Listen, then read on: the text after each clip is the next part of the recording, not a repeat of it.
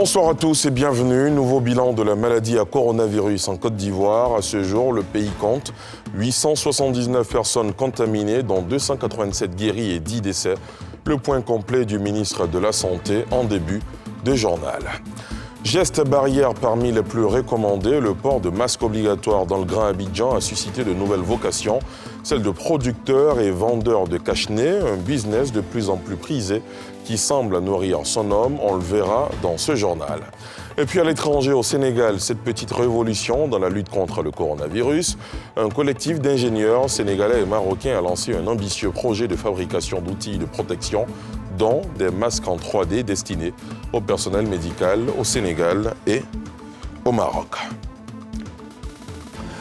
Nouvelle semaine, nouveau bilan de la maladie à coronavirus en Côte d'Ivoire. À ce jour, le pays compte 879 personnes contaminées, dont 287 guéris et 10 décès. Le point complet fait par le ministre de la Santé, Eugène Akaole.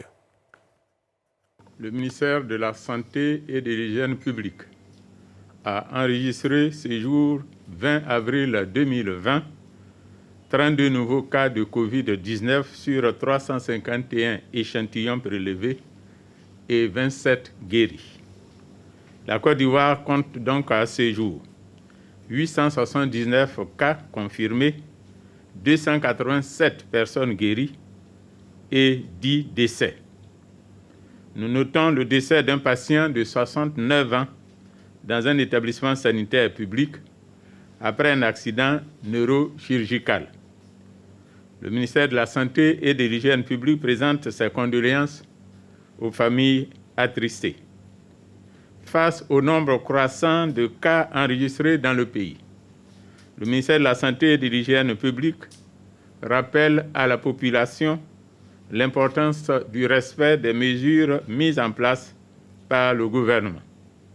Parmi ces mesures, il faut noter que le confinement des personnes fragiles et vulnérables, notamment les personnes âgées et celles souffrant d'une pathologie chronique, telle que le diabète, l'hypertension artérielle, les cancers, etc., a pour but de les protéger et de réduire les risques de contamination auxquels elles s'exposent. Le ministère de la Santé et de l'Hygiène publique insiste également auprès de la population sur le respect de toutes les mesures barrières mises en place par le gouvernement, car elles permettent de freiner la propagation de la pandémie dans notre pays et de nous protéger. Aussi, la réduction des déplacements non essentiels et le port d'un masque lors de nos sorties sont des mesures importantes si nous voulons réduire le risque de contamination. Par ailleurs, devant l'apparition de signes tels que la toux, la fièvre et les difficultés respiratoires, vous êtes priés de contacter en urgence les numéros gratuits suivants, le 101, le 119, le 125 et le 143. Le ministère de la Santé et de l'Hygiène publique félicite tous les acteurs de la santé pour leur engagement dont ils font preuve dans le cadre de la lutte contre cette pandémie. Voilà une affaire qui fait jaser et suscite l'indignation chez beaucoup de personnes. Emma Loès, jeune ivoirienne, égérie de mode en vogue sur les réseaux sociaux, aurait été condamnée aujourd'hui par la justice ivoirienne à 6 mois de prison avec sursis et une amende de 2 millions de francs CFA. Condamnation qui fait suite à la transgression des mesures barrières contre le coronavirus. Plusieurs vidéos circulant sur les réseaux sociaux montrent notamment la jeune dame au cœur d'une fête anniversaire en présence de plusieurs personnes, dont des artistes. Pierre Dipomela. L'actrice ivoirienne Emma Loès a été condamnée à 6 mois de prison avec sursis et 2 millions d'amende. C'est le verdict du jugement en flagrant délit suite à la célébration de ses 34 ans en violation des mesures de prévention contre le coronavirus. Plus de 50 personnes autour d'une piscine, aucun port de masque. Un incroyable anniversaire qui laisse un arrière-goût fielleux à la jeune actrice. Au point de presse quotidien du gouvernement, le porte-parole de la police nationale met en garde. Quiconque, quel qu'il soit, s'adonnerait à de tels actes, même à son domicile, il y a un quota à ne pas dépasser. Ça a été limité, les manifestations, dans le cadre du respect des mesures barrières, à 50 maximum, sinon pas plus de 50. Mais en plus, il est clair que la célébration de quelque fête que ce soit à la maison, que ce soit partout, doivent répondre justement au strict respect prescrit des instructions prescrites aujourd'hui par le gouvernement ivoirien.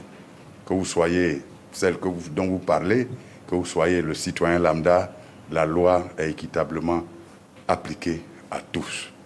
Parmi les fêtards étaient présents plusieurs artistes, dont l'ex-compagnon de Doug Saga, le Mollard. Notons que face au nombre croissant des cas de contamination, le gouvernement a prorogé le couvre-feu à l'issue du dernier Conseil des ministres. Il fait partie des gestes barrières parmi les plus recommandés pour ne pas se voir contaminé par la maladie à coronavirus. Le port de masque, du reste obligatoire dans le Grand Abidjan, a suscité de nouvelles vocations, celles de producteurs et vendeurs de cache-nez. Pour faire face à la demande, nombreux sont les couturiers qui se sont reconvertis en fabricants de cache-nez, un business de plus en plus prisé pour joindre les deux bouts en cette période de crise sanitaire à fort impact économique. Nadia Eidja, Aruna Zeba. Nous sommes aux Deux Plateaux, non loin du 12e arrondissement à la Cité des Îlots, de la Paix. Estelle Niamien, styliste, spécialisée depuis 5 ans dans la couture de vêtements, femmes et enfants, vient d'ajouter une autre corde à son arc, celle de la confection de cache-nez pour s'adapter à ce contexte de crise sanitaire du Covid-19. J'ai vu qu'on avait besoin de cache-nez et tout, donc je me suis dit pourquoi ne pas confectionner des cache-nez. Donc c'est comme ça que j'ai cherché un tissu adéquat. On l'appelle sandwich. C'est un tissu avec une mousse à l'intérieur. Estelle fabrique en moyenne 230 cache-nez par jour pour satisfaire sa clientèle, composée de particuliers, d'entreprises, mais aussi de grossistes revendeurs. Sa stratégie de communication, marketing, les réseaux sociaux. Il y a combien de cache-nez? Ok, 10 cache-nez. Ok. Vendu l'unité à 2500 francs pour une commande moyenne de 200 cache-nez par jour, Estelle assure s'en sortir malgré la baisse de commandes pour son activité initiale. C'est nettement mieux même parce que vraiment, ça marche. En ce moment, vraiment, ça marche beaucoup. Grâce à cette reconversion, vraiment, mes employés, j'arrive à les payer. Moi-même, j'arrive à subvenir aux charges de la maison et tout. Donc vraiment, je peux dire que tout va bien pour le moment. Le commerce de cache-nez, une nouvelle vocation pour faire face à la crise financière liée au coronavirus, comme c'est le cas de cet étudiant qui a souhaité garder l'anonymat. On a décidé de se défendre un peu en vendant les cache-nez, quoi. C'est mon grand frère du quartier, comme on le dit, mon vieux père du quartier. C'est un couturier. C'est lui qui achète les tissus et il confectionne et puis nous on vient vendre. Tu peux te retrouver à 13 000, 11 000, souvent 15 000, souvent 10 000. Maintenant, arrivé là-bas, tu t'en fais compte rendu. Bon. À Djamé, ce commerçant a aussi choisi de saisir l'opportunité. On ne souhaite pas le malheur, mais si jamais qu'il y a un problème que pour avoir les différents masques, c'est un peu difficile sur le marché, dans les pharmacies. Donc on préfère aussi faire aussi nous-mêmes pour mettre ça sur le marché pour que la population puisse avoir aussi. Un peu, ça marche. Depuis la survenue de cette crise sanitaire, plusieurs couturiers se sont adonnés à ce nouveau business et comptent en faire une activité pérenne et encadrée. Le produit est confectionné à base de pagne, mais surtout de tissus. Face à la flambée des prix, certains couturiers appellent à l'aide. Le mètre que nous prenions à 1500 est devenu 2500. Et certains tissus même sont devenus 3000 ou 4000 même, le mètre. Si l'État peut nous aider, peut nous venir en aide. En fait, nous voulons que ce soit structuré, quoi. Accessoire de protection contre le coronavirus, le cache-nez se fait de plus en plus original.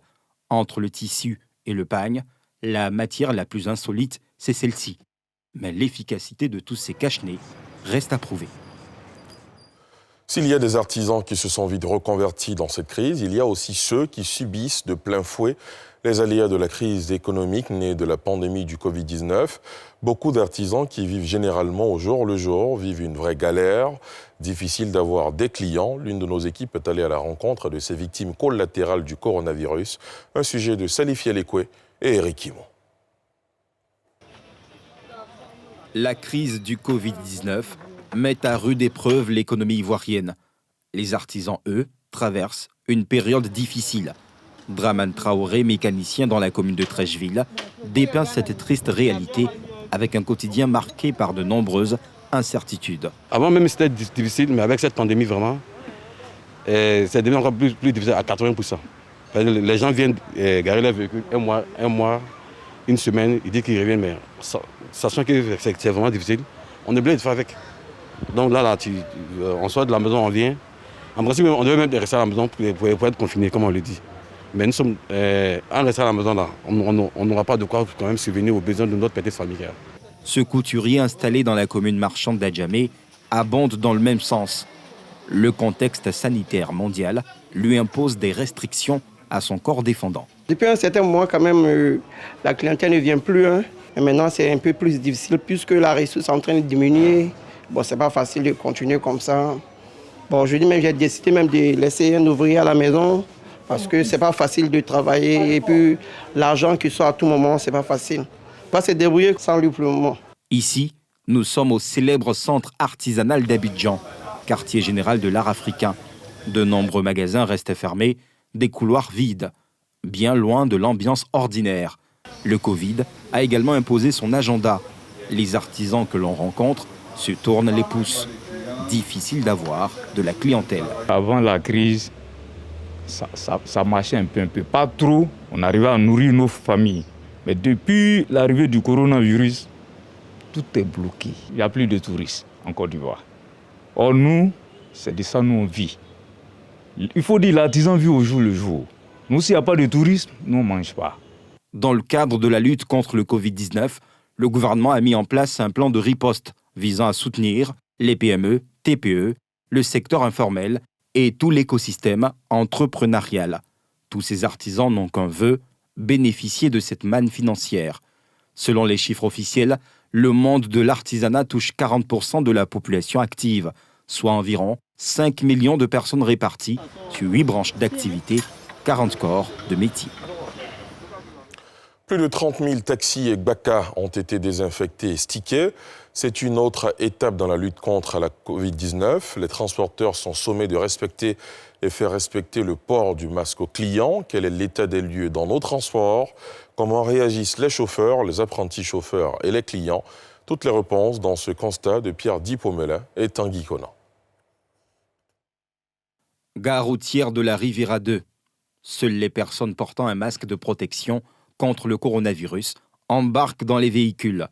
Le jeune Tia n'a pas de masque. Il veut pourtant se rendre à Yopougon. Il se heurte à un refus catégorique. Je suis venu déposer mes papiers dans un bureau là. Maintenant, je dois me retourner à Yopougon. Quand j'ai voulu monter, ils ont demandé à ce que je porte un cache-nez. C'est bien dit, mais néanmoins, moi, mon problème, c'est que c'est mon transport qui est resté juste. En payant un cache-nez, je ne peux plus avoir les moyens encore pour arriver à Yopougon. À Adjamé Liberté, c'est le même constat. La mesure semble être contraignante pour ces chauffeurs en général, indisciplinés. C'est à partir d'aujourd'hui qu'on a commencé à appliquer les affaires de cache-nez. Les gendarmes, les policiers nous ont dit, s'ils nous arrêtent, qu'ils vérifient dans le barrage, comme on appelle, s'il y a un passager qui n'a pas le cache-nez, ils vont s'apprendre à nous. Voilà, donc maintenant, à partir d'aujourd'hui, ce matin-là, le lundi, là, on a commencé à appliquer fort. Quand on charge, on dit à tout le monde qu'on va avoir les cache-nez. Ces masques obligatoires dans les transports en commun font suite à une opération de désinfection des gbaka et taxis d'Abidjan. Les véhicules désinfectés sont stickés pour permettre aux usagers de les identifier. Le virus Covid-19 ne passera pas par les transporteurs de la commune de Kourouli. Nous avons le devoir de faire respecter tout ce qui a été décidé, les mesures de barrière dans toutes les gares, y compris dans nos véhicules. À terme, ce sont plus de 60 000 taxis et gbaka qui vont être traités dans les gares routières. À noter que le port du masque est obligatoire à Abidjan. Le gouvernement a passé une commande de plus de 100 millions de masques, dont 30 seront disponibles cette semaine. La crise sanitaire impacte aussi fortement les activités des femmes du vivrier de Hondoussi. C'est dans la région de l'Agnébi-Tiassa. Difficulté d'approvisionnement, hausse du prix de transport des denrées, pénurie de certains produits dont la tomate, autant de difficultés dans le quotidien de ces actrices du commerce informel dans cette localité à 110 km d'Abidjan. Leur souhait, un allègement de la mesure restrictive de déplacement portant confinement du Grand Abidjan. Thiemé Dandje, Fulgence Kissiedou. Grossiste de piments et de tomates, cette septuagénaire exerce son commerce de gros du vivrier à Ndoussi depuis près de 40 ans.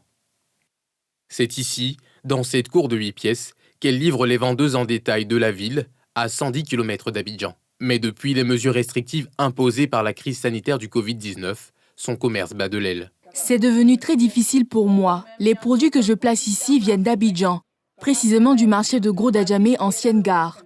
Pour me faire livrer, il faut désormais louer des camions en lieu et place des mini-cars Massa et des cars de la ville. Eux, ils prennent un sac de piment à 2000 francs CFA, alors qu'avant, c'était 1000 francs CFA le sac. Autre difficulté évoquée qui affecte son commerce, l'impossibilité de rallier Abidjan, isolé du reste du pays, pour éviter une propagation généralisée du coronavirus. Mes autres sœurs comme moi-même, on ne peut plus aller à Abidjan pour passer les commandes et s'assurer de la qualité des produits. Ça fait qu'on se retrouve avec des produits qui arrivent décomposés. Vraiment, le coronavirus tue notre activité. C'est dur, mais on ne peut pas s'asseoir à ne rien faire et laisser la famille dans la faim. Au marché de la ville, la vente en détail est l'affaire de sa fille. Rentrée d'Abidjan depuis la fermeture des établissements scolaires et universitaires et reconvertie en commerçante de piments, la jeune fille et des commerçantes sont formelles.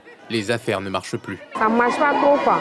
Avant la crise, là, ouais, par jour, on peut faire une recette 15 000. On ne marche pas au marché, là. On ne marche pas à cause des maladies, là. 15 ans, il dit qu'on a qu'à faire mes bagages. On a fatigué. Comment on va faire? Depuis cette maladie, on est fatigué. On n'a pas de marchandises. Et puis quand on vient à 16 h, on va à la maison. Rien ne marche. On ne sait pas comment faire. Les produits sont devenus très chers. Cette histoire de coronavirus, là. Sinon, avant, il n'y avait pas tout ça. On gagnait nos marchandises facilement. On s'est gravité facilement. Maintenant, tout est devenu dur. On ne peut pas s'en sortir. Donc, quand nous laisser la voie libre. Dans le marché de cette commune, de plein exercice depuis 2018, les commerçantes n'ont qu'un seul vœu, la fin de la crise sanitaire du Covid-19. Bien avant, elles plaidaient pour un allègement des mesures restrictives, dont le confinement du Grand Abidjan. Des mesures qui impactent fortement leurs activités. Intéressons-nous maintenant à Alban Aoré, un professeur économiste et enseignant-chercheur à l'université Félix Houphouët-Boigny d'Abidjan. Il préconise un report sur plusieurs années de la dette des pays pauvres pour permettre à leurs économies de rebondir après la crise sanitaire du coronavirus. Yeli Traoré. Le professeur Alban Aoré est enseignant-chercheur à l'université Félix Houphouët-Boigny d'Abidjan. Économiste, il est le directeur de la cellule d'analyse de politique économique du Centre ivoirien de recherche économique et sociale. Pour lui, le moratoire proposé aux pays pauvres sur leurs dettes est insuffisant et pourrait davantage plomber les économies africaines au sortir de la crise. Ce qui était espéré davantage, c'était l'annulation. Étant donné qu'un moratoire, ça veut dire que vous différez le paiement, ce qui va accroître le service de la dette des années à venir et sera un lourd fardeau pour les pays à revenus faibles et notamment les pays africains. Selon le professeur Aoré, un moratoire de plus ou moins à long terme, 10 ans ou moins, pourrait permettre aux économies africaines une plus forte capacité de résilience pour affronter l'après-Covid-19. Pour que ce moratoire soit, je dirais, plus pratique pour les pays africains, il serait peut-être intéressant de reporter sur plusieurs années le service de la dette de 2020. On pourrait dire, vous avez donc les 800 milliards de francs CFA à payer, vous les reportez sur 10 ans par exemple. La Banque mondiale et le Fonds monétaire international ont averti que l'Afrique subsaharienne connaîtra en 2020 sa première récession économique généralisée depuis 25 ans. Le moratoire sur la dette des pays pauvres devrait libérer 20 milliards de dollars, selon les estimations du G20. L'endettement total du continent africain est estimé à 365 milliards de dollars, dont environ un tiers dû à la Chine. Au Sénégal, le mouvement citoyen SN3D a mobilisé les imprimantes 3D des petits ateliers de fabrication dans tout le pays pour fabriquer des visières plastiques afin de protéger les soignants. Yeli Traoré. Pour pallier au manque de matériel médical dans les centres de santé sénégalais, le mouvement citoyen SN3D a mobilisé les imprimantes 3D des petits ateliers de fabrication dans tout le pays pour fabriquer des visières plastiques afin de protéger les soignants. À Dakar, plusieurs ateliers impriment et assemblent des dizaines de ces masques chaque jour avant de les livrer gratuitement aux hôpitaux, pharmacies et cliniques. Le coût de fabrication n'est pas cher. Par rapport, si on voulait par exemple commander ça au niveau des usines, ça allait être très cher. Mais le seul inconvénient, ça prend du temps. Par exemple, ça, on a pris 30 minutes pour le réaliser. Avec les usines, ça peut prendre 1 minute max. Donc, c'est ça le problème. C'est ça l'inconvénient, on peut dire. La pandémie de Covid-19 développe le sens de la solidarité et de l'entraide, notamment à l'égard des soignants. D'où cette initiative. On a vu qu'il y a beaucoup d'initiatives qui se faisaient dans d'autres pays par rapport au fait d'équiper les médecins, sachant aussi qu'au Sénégal, on a un problème d'équipement et de ressources. Et nous, on avait une imprimante 3D, donc on a décidé de commencer à en faire, voilà, parce qu'on pouvait aider. Le SAMU intervient en première ligne lorsque un malade a les symptômes. Donc cette visière, ça va permettre à leurs agents de se protéger s'ils viennent au niveau du malade, de se protéger et de ne pas devenir vecteur. Le Sénégal a imposé dimanche le port obligatoire du masque pendant la période de l'état d'urgence, prévue pour durer au moins jusqu'en début mai pour lutter contre le Covid-19. Le pays a déclaré 367 cas de coronavirus, 220 guéris et 3 décès. Et on termine avec cette note triste. Marie-Rose Guiraud, fondatrice de l'école de danse EDEC et pionnière de la danse en Côte d'Ivoire, est décédée ce lundi 20 avril 2020 à l'âge de 76 ans. Elle est rentrée en Côte d'Ivoire en 2012 après 14 années passées aux États-Unis pour se consacrer à son école de danse. Voilà, c'est ici que prend fin ce journal préparé par l'ensemble de la rédaction, réalisé par Moussa Doumbia.